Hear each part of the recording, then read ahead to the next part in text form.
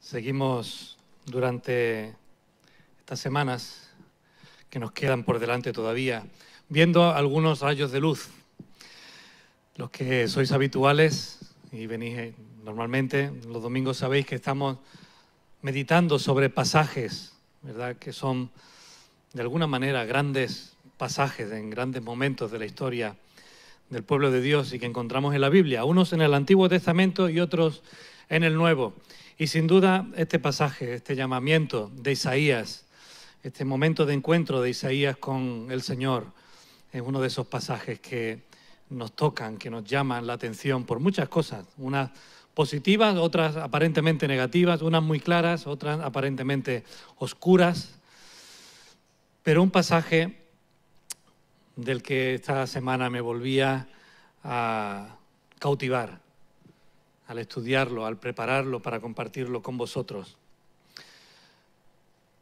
Tenía en mente el por qué elegir este pasaje. No tiene que ver con la convención de la UEB, eso ya quedó atrás, aunque hay muchas cosas todavía que seguir reflexionando, pero no me suscitó este tema estar en la convención, me lo suscitó el hecho de pensar acerca de cómo entendemos como pueblo de Dios lo que es un avivamiento.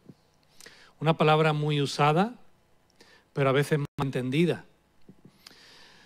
Escuchaba esta semana y conversaba con alguien acerca de esto y eso también me servía como confirmación para poder desarrollar este tema. Pero ¿qué entendemos que es un avivamiento? Porque a veces parece, o hay personas que entienden que el avivamiento es un momento en el que muchas personas se convierten a Dios.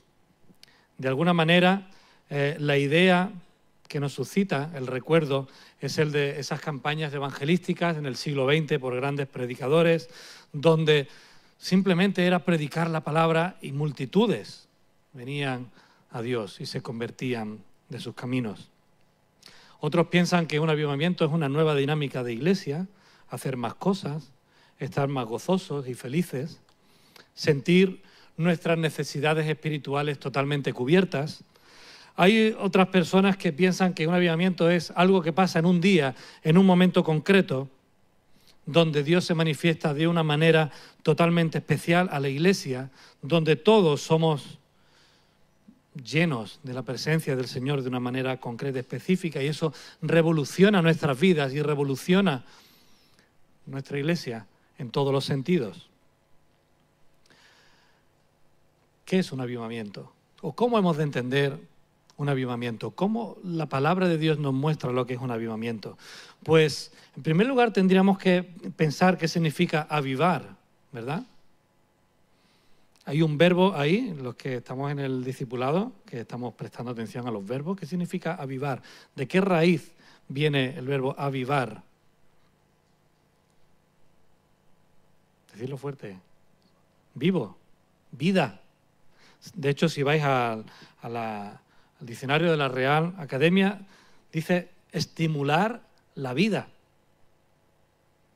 reanimarla, devolverle su vigor. La imagen, por lo menos que a mí me encanta recordar siempre que uso este verbo, avivar, es la de una barbacoa. Sé que muchos de vosotros la compartiréis. Una barbacoa que tú empiezas a preparar, a poner leña o carbón. Y ese es el momento, cuando está ahí en plena llama es el momento de poner la carne, ¿verdad? No, hay que esperar a que haya ascuas. Hay calor, el carbón o el tronco, si lo imaginamos desde ese punto de vista, hay calor presente, incluso si no eres muy consciente te acercas más o pasas más tiempo cerca del que es conveniente y tu ropa se calienta, ¿verdad? Y es ahí, en ese momento, cuando se pone la carne. Pero ¿qué pasa cuando ya ha pasado un buen ratito y has puesto más carne de la cuenta? ¿Qué hay que hacer con el carbón o con la madera? Avivarla. Ese es el término que se utiliza, ¿verdad? Hay que avivarla. ¿Y qué hacemos? Insuflar aire.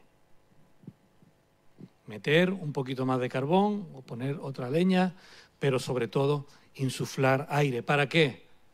Pues para que el fuego que está ahí contenido, ¿verdad? Ese carbón o esa madera vuelva a producir ese fuego primero. Así que ya no es un rescoldo, ya se convierte otra vez en llamas que hay que tener cuidado, no pongáis chorizos ahí, bueno, ya sabéis vosotros acerca de eso, ¿verdad? Insuflar un aire suficiente para que lo que ha quedado un poco apagado vuelva a tener vida, restaurar en términos espirituales, dejar que el Espíritu Santo insufle su aire en nuestras vidas. ¿Para qué? Para restaurar esa salud espiritual, o como dice la palabra en Apocalipsis, volver al primer amor. Lo usamos mucho, ¿verdad? Que el fuego del Espíritu, a mí me lo han dicho algunas veces los domingos, pastor, predica con el fuego del Espíritu. Bien, hermano, gracias. Eso te anima, eso te da ánimo. Pero no estamos hablando simplemente de una sensación. Estamos hablando de una realidad. Y eso puede ocurrir, evidentemente, en un momento determinado o de una manera progresiva. Lo que define, no obstante, realmente lo que es un avivamiento en términos de los cuales lo estamos usando, en términos eclesiales o en términos espirituales dentro del pueblo de Dios, es una búsqueda del Señor de todo corazón, de forma intensa, sacrificada, entregada, consciente, con el deseo de obedecer su palabra. Eso lo vemos en muchos lugares de la palabra de Dios, lo hemos visto en muchos momentos de la historia. Y si estudiáis, si leéis acerca de los grandes avivamientos, hay varios libros que hablan acerca de los grandes avivamientos en la historia del pueblo de Dios, ya no solamente en Israel, en el Antiguo Testamento, sino después, comenzando con Pentecostés, un ejemplo de avivamiento, y siguiendo a lo largo de la historia, ha habido grandes avivamientos que han empezado, ¿por qué? O han empezado por una búsqueda del Señor en oración, o han comenzado con una búsqueda del Señor en querer evangelizar, o han comenzado en una búsqueda del Señor de que el Señor restaure la vida de una comunidad. Siempre ha habido una búsqueda del Señor que ha hecho posible que el Señor se agrade de esa búsqueda y diga, quiero hacer esa obra en vosotros. Eso puede ocurrir en nuestras vidas o puede pasar a nivel comunitario.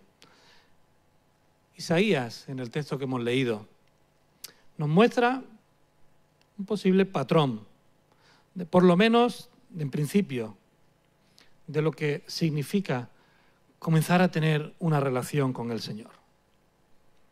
Él tiene un encuentro con Dios particular que marca un antes y un después en su vida. En un momento histórico concreto, se nos narra, se nos dice, en el año en que murió el rey Uzías.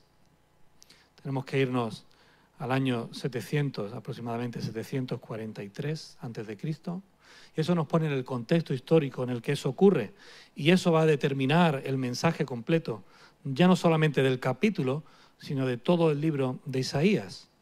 ¿Y por qué es tan importante Isaías en el Nuevo Testamento? ¿Y por qué hasta hoy Isaías es el profeta más grande que el pueblo de Israel ha tenido? Fijaos cómo lo primero que ocurre y lo primero que se nos narra de este encuentro es que Dios reveló su gloria y su santidad a Isaías. Lo reveló a través de una imagen de algo que está ocurriendo en una esfera diferente a la que Isaías se está moviendo. No ocurre en su casa, él tiene una visión de algo que está ocurriendo en otro lugar, en otra parte, en otra dimensión, llamadlo como queráis. Y es que ahí está Dios, y Dios está siendo alabado y adorado por seres celestiales que están con él en su presencia. Y estos seres celestiales no pueden callar estar delante de la presencia de Dios. Ellos están alabando y adorando al que es santo, santo, santo. Isaías se da cuenta en esos momentos de su condición y de la condición en la que él se encuentra dentro del pueblo de Dios. En el versículo 5 vemos cómo él se siente pecador, de labios inmundos, y él confiesa su pecado. ¿Qué va a ser de mí? que siendo un hombre de labios inmundos han visto la gloria de Dios, han visto al Rey. Y entonces dijo, él está confesando ahí su condición delante de Dios. Es en ese momento que hay una confesión y un contraste, como hablábamos la semana pasada, la anterior, entre quién es Dios y quién es Él, que Él se siente indigno, que Él se siente totalmente fuera de un lugar de privilegio o de posición delante de Dios, que Dios dice que perdona a Isaías, quita su culpa y limpia su pecado. Y es cuando Él es limpiado, es cuando Él es perdonado, cuando su culpa es quitada de Él delante de la presencia de Dios, que Dios anuncia lo que estaba esperando. Y eso está en el versículo 8, ¿verdad? Oí una voz, la voz del Señor que decía, ¿a quién enviaré y quién irá por nosotros? Isaías escucha la voz de Dios en esa visión que tiene y él, sin dudar, dice, pues aquí estoy yo. Señor, heme aquí, envíame a mí. Isaías no puede ser menos, en un sentido figurado, que aquellos santos ángeles que están proclamando el nombre de Dios. Él se siente parte de ese clamor de los cielos por lo que está ocurriendo en la tierra. Y él dice, yo estoy dispuesto. Si eso es lo que necesitas, si esa es tu pregunta, ¿quién va a ir en lugar nuestro? Aquí estoy yo. Y es entonces cuando Isaías tiene esa disposición de ir, que Dios le dice, anda y di a este pueblo. Anda y di a este pueblo. Quiero que seas tú el que vayas. Yo estoy esperando a que alguien vaya y tú dices, yo estoy dispuesto, pues ve tú. Ve tú y entonces viene el mensaje desconcertante, ¿verdad? Esta semana, la semana pasada, en el discipulado, estudiábamos en Marcos capítulo 4 acerca de estas mismas palabras, pero en boca de Jesús. Después hablaremos ahora en un momento de ello. Isaías escucha un mensaje que para él no es una sorpresa. Quizás para nosotros cuando lo leemos sí. Porque es un mensaje de advertencia y es un mensaje de responsabilidad. Ve y dile a este pueblo, oíd bien y no entendáis, ved por cierto, mas no comprendáis. Engruesa el corazón de este pueblo y agrava sus oídos y ciega sus ojos, para que no vea con sus ojos, ni oiga con sus oídos, ni su corazón entienda, ni se convierta y haya para él sanidad. Isaías dice, pero Señor, ¿tú estás loco? ¿Qué me estás mandando? ¿Es eso lo que dice Isaías? Señor, ese mensaje yo no lo voy a compartir. Tú te tienes que estar equivocando. Tu teología tiene que estar un poco trastocada. No me cuadra ese mensaje dentro de tu plan salvífico. Isaías no contesta eso, ¿verdad? Hay algo que a nosotros se nos escapa, pero que a él no se le escapa. Isaías simplemente le dice, ¿hasta cuándo? ¿Hasta cuándo voy a tener que estar ejerciendo esa labor? Y Dios le dice, hasta que haya un gran mal que venga sobre el pueblo. Que la tierra sea desolada, que no quede nadie, pero aparentemente no quedará nadie. Pero igual que cuando se tala un árbol, queda una parte del tronco. De la misma manera, habrá una simiente santa. Pueden imaginar que Dios está usando el método parabólico en esta parte de su revelación. Las parábolas no solamente es un género que Jesús usó. La Biblia, Antiguo y Nuevo Testamento, están llenos de parábolas. Dios está intentando ejemplificar a Isaías cuál es su disposición, la disposición de Dios, pero cuál va a ser, por anticipado, la respuesta que él va a recibir en su ministerio. La respuesta que el mensaje de la palabra de Dios va a producir en el pueblo. Hablaba del contexto histórico y el contexto en el que Isaías se presenta delante de Dios y le dice, heme aquí, envíame a mí. El contexto en el que Dios se revela a Isaías es en el contexto de un pueblo sumido en la desobediencia y en la completa negación de Dios.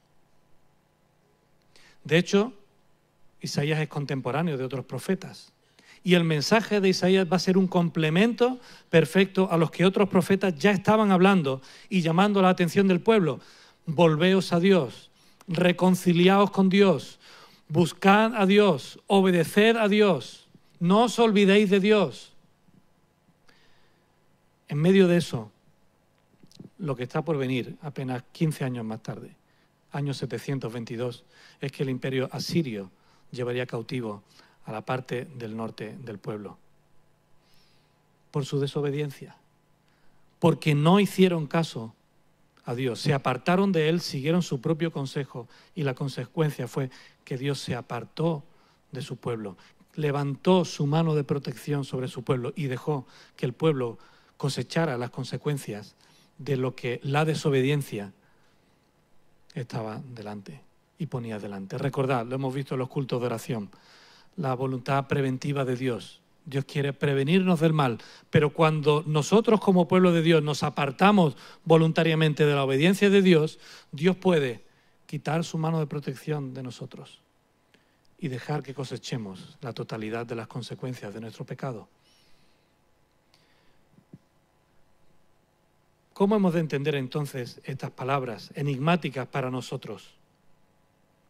Pues mirad, en primer lugar, la palabra de Dios tiene siempre un efecto. ¿Estamos de acuerdo con eso? Será el propio Isaías quien en el capítulo 55 diga después, así será mi palabra que sale de mi boca. No volverá a mí vacía, sino que hará lo que yo quiero y será prosperada en aquello para lo que yo la enviare. Primer gran principio, y estemos atentos a esto, la palabra de Dios, siempre que es leída, siempre que es expuesta, siempre que es escuchada, va a tener un efecto en nosotros. Siempre. Lo queramos o no lo queramos. Punto número 2. ¿Cómo fue la palabra y el ministerio de Jesús? La palabra encarnada, el Logos. ¿Recordáis cuando hablamos del Logos? Jesús, la palabra encarnada. ¿Cuál fue el efecto que hizo el propio Jesús y la palabra de Dios a través de Jesús en su ministerio? Pues mirad, Simeón profetizó acerca de aquel niño y dijo que era puesto para caída y para levantamiento de muchos en Israel. Un contraste, ¿verdad? Será puesto para caída, pero para levantamiento. Pedro, en su primera carta, dice que Jesús es la roca, que sirvió como fundamento seguro para muchos, pero al mismo tiempo, piedra de tropiezo. La cruz para unos fue un escándalo, una locura, pero para otros responder a lo que estaba ocurriendo allí fue la manifestación de poder y de sabiduría de Dios más grande que ha habido en la historia. Igualmente dice 2 de Corintios 2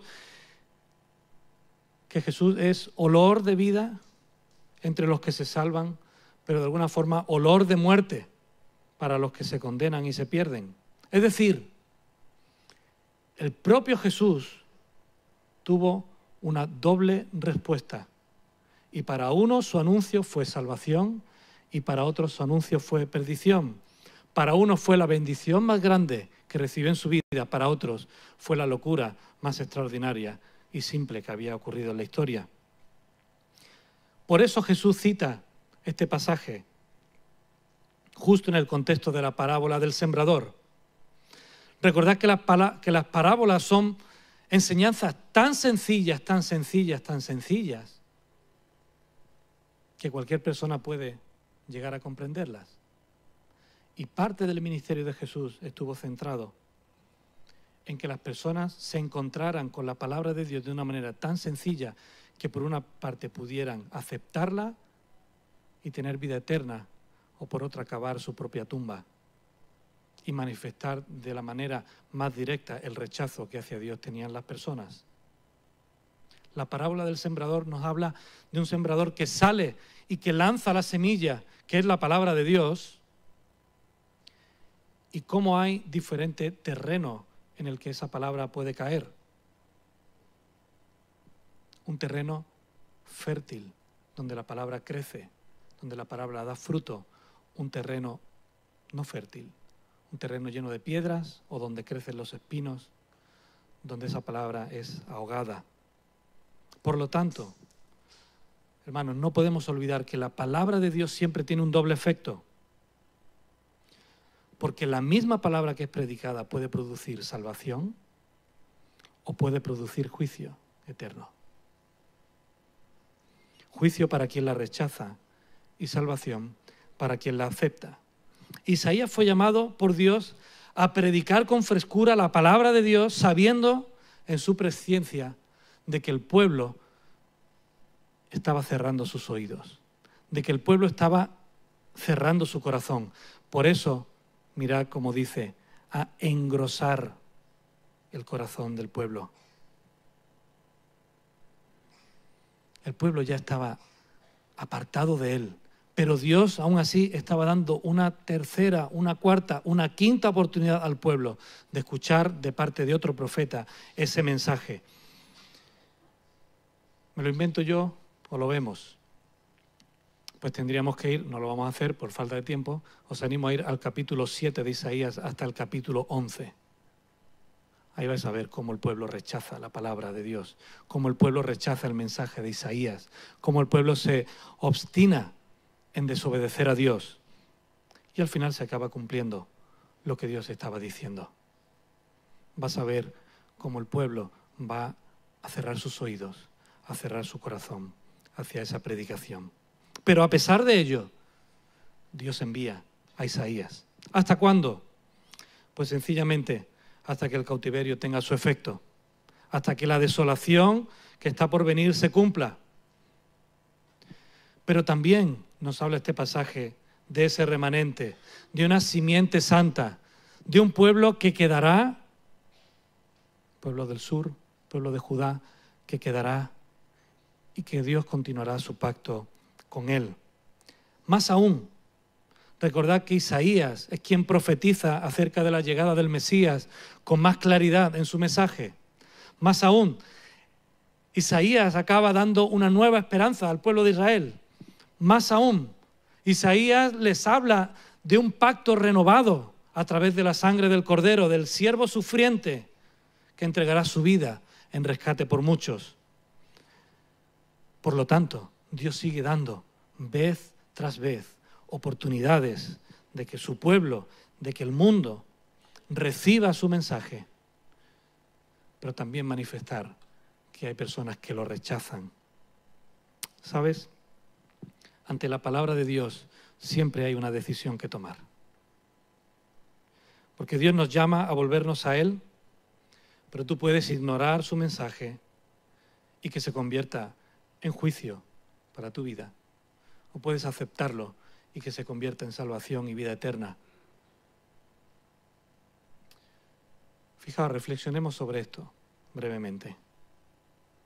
¿Qué podemos aprender de este encuentro de Isaías con Dios? Pensando, estamos hablando de avivamiento, ¿recordáis? Avivamiento personal. ¿Qué podemos aprender de eso? Pues creo que es un claro ejemplo de qué tiene que ocurrir en tu vida y en la mía cuando queramos preguntarnos qué espera Dios de mí. ¿Qué quiere Dios de mí? Pues mirad, Dios quiere en primer lugar que veas su gloria y su santidad. Dios quiere que veas su gloria y su santidad. Y ahora la pregunta que me podéis lanzar es, ¿y cómo vemos su gloria y su santidad? Hoy en día, ¿tenemos que esperar a tener un encuentro extraordinario con Dios? Sí, hay que esperar a tener un encuentro extraordinario con Dios, pero no como Isaías lo tuvo. Porque Dios se manifiesta a cada uno de nosotros de una manera personal. Ahora, ¿cómo podemos ver la gloria de Dios? Pues en Hebreos 1, ¿sabéis lo que leemos? Que Dios, en otro tiempo, habiendo hablado muchas veces y de muchas maneras a los padres por los profetas, en estos postreros días nos ha hablado, ¿por quién? Por el Hijo, a quien constituyó heredero de todo y por quien asimismo hizo el universo, el cual, siendo el resplandor de su gloria y la imagen misma de su sustancia, y quien sustenta todas las cosas con su palabra de poder, habiendo efectuado la purificación de nuestros pecados por medio de sí mismo, se sentó a la diestra de la majestad en las alturas. La gloria de Dios ya se ha manifestado al mundo. A veces decimos, ¿y por qué no viene Dios y me lo dice? Es que Él ya vino y lo dijo. Solo que queremos no seguir dándole caso o haciendo caso a eso. Dios ya se ha manifestado su gloria en Cristo Jesús, Señor nuestro. Por lo tanto, si quieres ver la gloria de Dios, mira a Cristo. Si quieres ver la gloria de Dios, lee en los evangelios acerca de Cristo. Si quieres ver la gloria de Dios, aprende de Cristo. Si quieres ver la gloria de Dios, escucha el mensaje de Cristo. Si quieres ver la gloria de Dios, mira a Cristo crucificado. Si quieres ver la gloria de Dios, mira a Cristo resucitado. Si quieres ver la gloria de Dios, mira a Cristo actuando en tu vida. Hermano, no es cuestión de pararnos y esperar a ver los cielos abiertos. Los cielos ya se abrieron para dejar que Cristo bajara y se volvieron a abrir para dejar que Él subiera. Y Él está sentado a la diestra de Dios.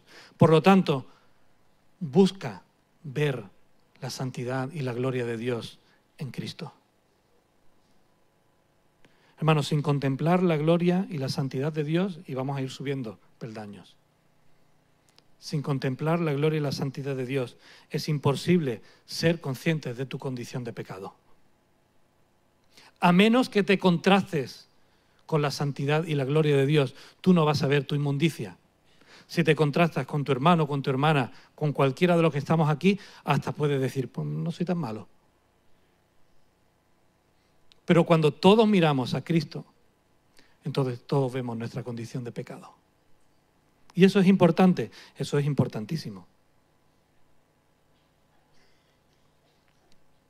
Porque cuando vemos nuestra condición de pecado, cuando hemos visto y contemplado la gloria de Dios y su santidad, entonces puede haber arrepentimiento en nuestras vidas.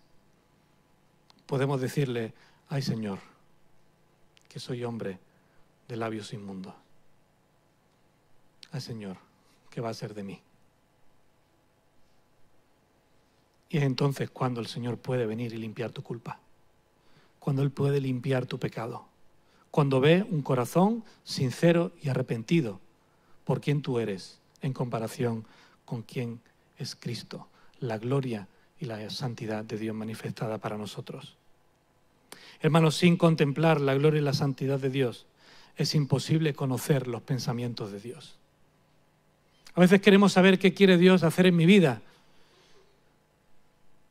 pero no nos paramos a contemplarle, no nos paramos a escuchar su voz, no nos paramos en arrepentimiento, decirle, Señor, aquí estoy, limpia mi pecado y dime qué esperas de cada uno de nosotros o qué esperas de mí. Queremos que nos mande un WhatsApp, que es mejor, es más rápido, ¿verdad? ¿Qué bueno sería? Pues no, no sería bueno. Porque lo que Dios quiere hacer contigo no está exento de lo primero, de que permanezcas aferrado a su gloria y a su santidad. Se suele decir que Dios puede usar un vaso de plástico, de barro, de metal o de plástico, o de lo que sea. Pero Dios no puede usar un barro sucio, ni un plástico sucio, ¿verdad?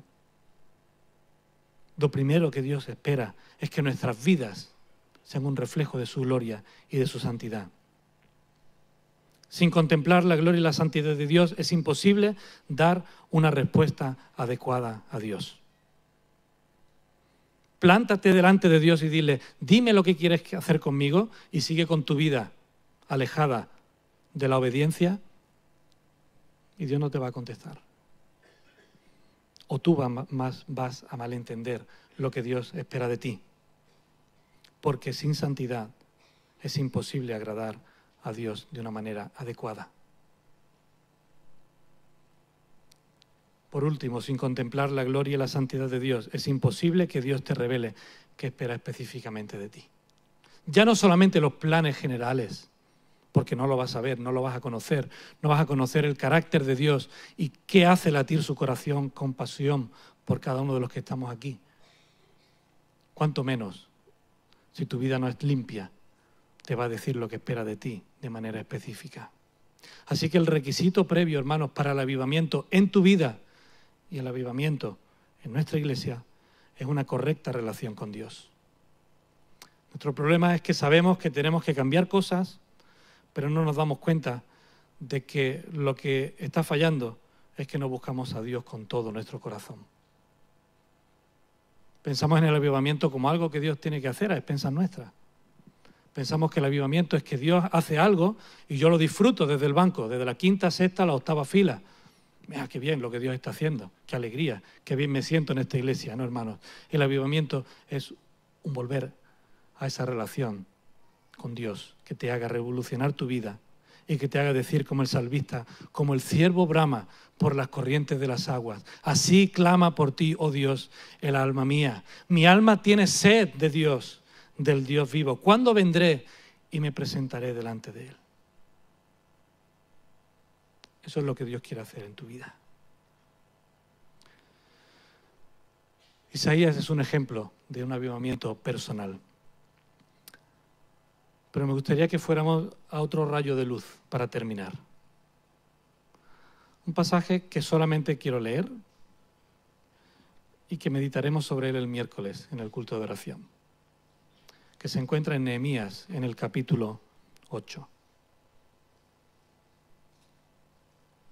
De Nehemías sí que hemos hablado en la convención, pero no hemos llegado a este punto.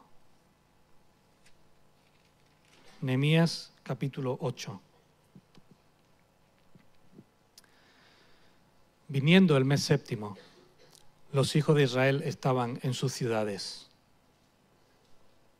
Y se juntó todo el pueblo como un solo hombre en la plaza que está delante de la puerta de las aguas, y dijeron a Esdras, el escriba, que trajese el libro de la ley de Dios, de Moisés, el cual el Señor había dado a Israel. Y el sacerdote Esdras trajo la ley delante de la congregación, así de hombres como de mujeres, y de todos los que podían entender, el primer día del mes séptimo. Y leyó en el libro delante de la plaza que está delante de la puerta de las aguas, desde el alba hasta el mediodía, en presencia de hombres y mujeres, y de todos los que podían entender. Y los oídos de todo el pueblo estaban atentos al libro de la ley.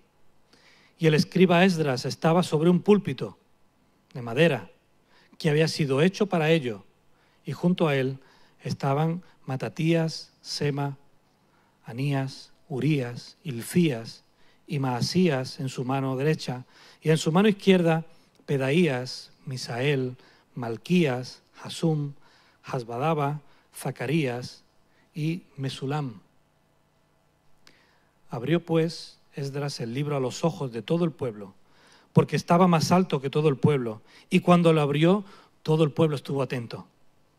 Bendijo entonces Esdras a Jehová, Dios grande, y todo el pueblo respondió, amén, amén, alzando las manos, y se humillaron y adoraron a Jehová, inclinados en tierra.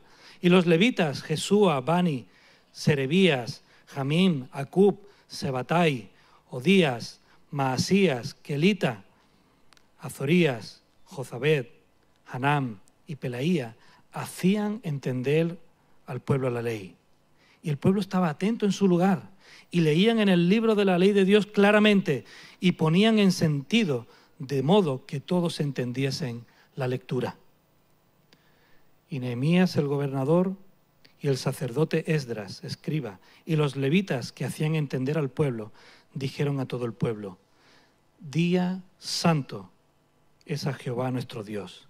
No os entristezcáis ni lloréis, porque todo el pueblo lloraba oyendo la palabra de la ley. Y luego les dijo, id y comed grosura, y bebed vino dulce, y enviad porciones a los que no tienen nada preparado, porque día santo es a nuestro Señor. Y no os entristezcáis, porque el gozo de Jehová es vuestra fortaleza. Los levitas, pues, hacían callar a todo el pueblo diciendo, callad, porque es día santo y no os entristezcáis. Y todo el pueblo se fue a comer y a beber y a obsequiar porciones y a gozar de grande alegría. Fijaos cómo termina. Porque habían entendido las palabras que les habían enseñado.